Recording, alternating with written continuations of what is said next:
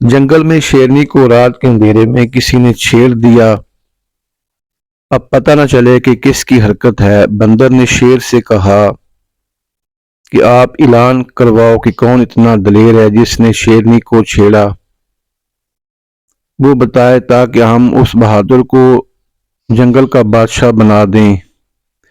बंदर की गीदड़ सियानबन थी। बंदर ने गीदड़ को बोला, तुम जाओ और बादशाह को बोलो कि मैंने शेरनी को छेड़ा है, यूं वो तुम्हें बादशाह बना देगा। गीदड़ बंदर की बातों में आ गया और अकड़ता हुआ शेर के पास गया और बोला, ओए, मैंने शेरनी को छेड़ा था। शेर ने गीदड़ को पकड़ा और बांध दिया और सब जंगल के जानवरों को बोला कि इसकी तशरीफ पर 100 जूते मारो।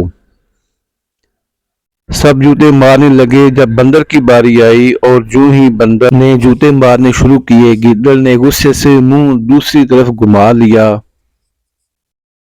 ये देखकर बंदर बोला, क्या बात है जनाब, जदों दे बादशाह बने हो गरीबां नूं ते वेखदे ही नहीं।